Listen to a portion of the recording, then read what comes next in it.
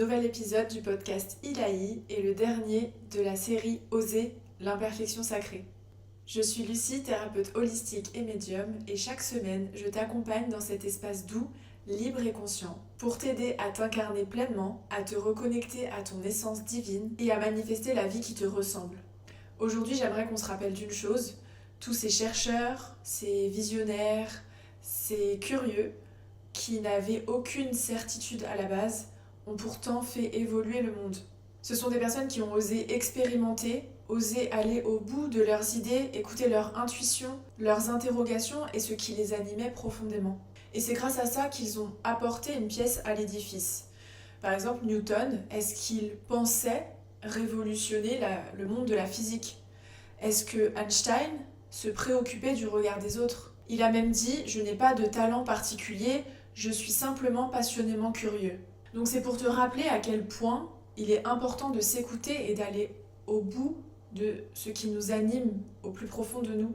Petite story time. Je ne sais pas si tu as vu ce film qui est sorti cette année au sujet de Freud, où on y voit un homme passionné par son métier, le père de la psychanalyse, et à la fin de sa vie, il entretient des échanges profonds avec un professeur qui est venu le rencontrer, et au-delà de la richesse spirituelle de ces échanges, j'ai trouvé que ce film nous montrait à quel point on n'a jamais terminé de travailler sur soi, et que même ceux qui ont ouvert des voies incroyables pour l'humanité continuent d'avoir des prises de conscience. Donc c'est aussi un rappel pour nous que de venir s'incarner sur Terre, c'est une chance d'expérimenter chaque jour, d'apprendre à se connaître un peu plus et de se rapprocher de soi imparfaitement. Et peu importe ce que pensent les autres, peu importe si c'est pas une réussite, le principal c'est d'avancer, d'oser, expérimenter et se rapprocher de notre version la plus alignée possible. Et la première clé que j'ai envie de te transmettre aujourd'hui, c'est de faire le point régulièrement, de prendre du recul sur toi, sur tes objectifs, sur le chemin parcouru. Observe les actions que tu as posées, tu peux noter tes ressentis et surtout célèbre ton chemin.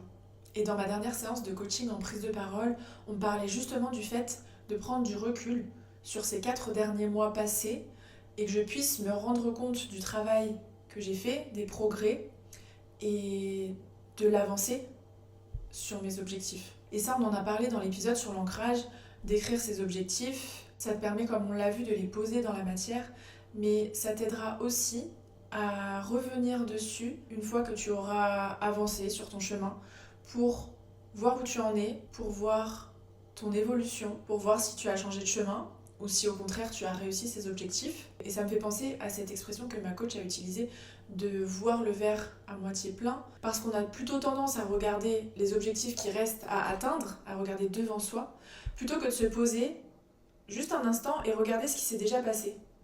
Tous les objectifs qu'on a déjà atteints, toutes les compétences qu'on a déjà acquises. Et je pense que c'est très important de te féliciter, de te remercier pour ce que tu as fait, pour qui tu es. Nourris ce sentiment de gratitude et de fierté en toi, ça va renforcer ton estime et ta confiance, ça va te permettre de continuer sur le chemin de tes rêves avec plus d'assurance. C'est ce qui m'amène à parler de la deuxième clé, qui est d'incarner ta mission de vie, celle d'être pleinement toi. Parfois on cherche à trouver notre mission sur Terre, notre métier idéal, notre raison d'être, mais est-ce qu'être soi-même ne serait pas notre première mission ? Carl Jung parlait du processus d'individuation qui consiste à se détacher des conditionnements pour révéler son essence véritable. Donc plus on déconstruit nos croyances, notre système, pour s'assurer que c'est aligné avec nous, et plus on se rapproche de soi-même. Personnellement, je pense que notre première mission d'âme, c'est de revenir à soi, d'ouvrir sa conscience pour pouvoir cultiver l'amour, la joie, la paix et augmenter notre vibration. Et j'adore dire qu'un rêve n'est jamais dans ton cœur par hasard. Il est là pour te guider et pour te donner la voie de qui tu es. Je pense que ces rêves font partie de notre chemin d'expérimentation et que c'est notre part divine qui cherche à s'incarner à travers nous. La troisième clé, et pour finir, c'est de ne pas marcher seul, de s'autoriser à être guidé, soutenu et challengé. Perso, je me fais accompagner depuis des années par différents thérapeutes, différentes techniques, différents coachs. C'est ce qui m'a aidé à m'ouvrir encore plus, à me questionner, à me challenger, à aller au-delà de ma zone de confort, tout en étant soutenue, et de mettre en lumière des parts de moi que j'aurais pas forcément vues seule, d'avoir des prises de conscience, d'expérimenter, d'apprendre et de continuer à évoluer.